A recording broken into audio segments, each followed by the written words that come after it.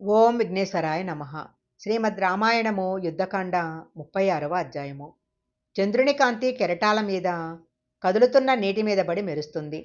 చంద్రుడిని చూసి పొంగుతున్న సముద్రాన్ని, పైనున్న చంద్రుడిని చూస్తుంటే ఆశ్చర్యంగా ఉంది.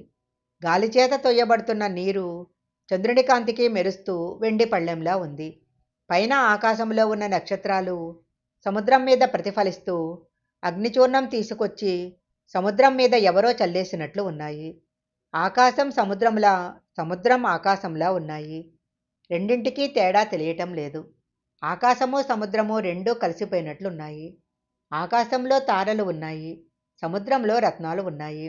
కదులుతున్న మేఘాలతో ఆకాశం ఉంది, కదులుతున్న తరంగాలతో సముద్రం ఉంది అని ఆ సముద్రాన్ని గురించి వాల్మీకి మహర్షి తనదైన శైలిలో వర్ణించారు. ఆ సమయంలో రాముడు సముద్రం వంక చూస్తూ, సీత లంకలో ఉండిపోయింది, నేను ఇక్కడ ఉండిపోయాను. చంద్రుడా, సీత నిన్ను చూసుంటుంది. అలా చూడబడిన నువ్వు నా వంక చూస్తే నాకు ఉపశాంతి కలుగుతుంది. అటువైపు నుంచి వస్తున్న గాలి సీతకు తగిలి వస్తే నాకు ఉపశాంతి కలుగుతుంది అన్నాడు. అటుపక్క లంకలో మంత్రులతో కూర్చొని దీనంగా తలదించుకొని రావణుడున్నాడు. అప్పుడు ఆయన వాళ్లతో జరగకూడని పని జరిగిపోయింది. నేను సీతను అపహరించిన విషయం మీ అందరికీ తెలుసు. రాముడు నా మీదకు యుద్ధానికి వస్తున్నాడు. నిన్న హనుమంతుడు ఒక్కడే వచ్చి ఈ లంకా పట్టణాన్ని ఎలా పీడించాడో మీరందరూ చూశారు. రాముడు సముద్ర తీరానికి వచ్చేశాడు. ఎలాగోలా సముద్రాన్ని దాటుతాడు. అప్పుడు మనం రామలక్ష్మణులతో వానరులతో యుద్ధం చేయాల్సి ఉంటుంది. మీరందరూ కలిసికట్టుగా నాకు ఒక ఆలోచన చెప్పండి. మంత్రులందరూ ఏకాభిప్రాయంగా చెప్పిన మాట ఉత్తమమైన మాట. మంత్రులు తమలో తాము విభేదించుకొని తమ విభేదాలు పక్కకు పెట్టి చెప్పే మాట మధ్యమమైన మాట. మంత్రులు విడిపోయి ఎవరి మానాన వాళ్ళు తలొక మాట చెబితే అది అధమమైన మాట. అందుకని నాకు ఒక మంచి మాట చెప్పండి అన్నాడు. అప్పుడు ఆ మంత్రులు, ప్రభు, మీరెందుకింత బెంగ పెట్టుకుంటున్నారు?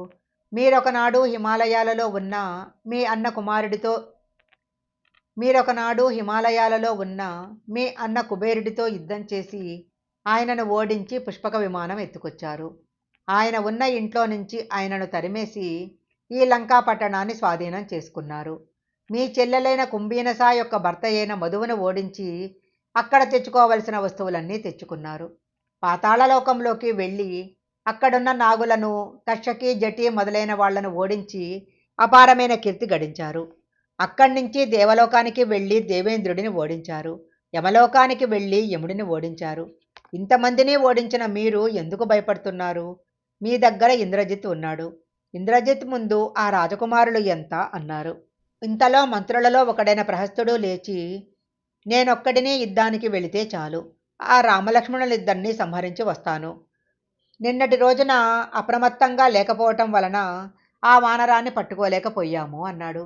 దుర్ముఖుడు అనే మంత్రి అక్కడికి రక్తంతో తడిసిన పరిగను పట్టుకొచ్చి, నేనొక్కడినే వెళ్ళి ఈ పరిగతో వాళ్లను కొట్టి వచ్చేస్తాను అన్నాడు. అప్పుడు వజ్రదంష్టుడు రాముడిని మోసం చేసి గెలిచే ఒక గొప్ప ప్రణాళిక నీకు చెప్తాను. మన దగ్గర కామరూపులైన రాక్షసులు ఉన్నారు.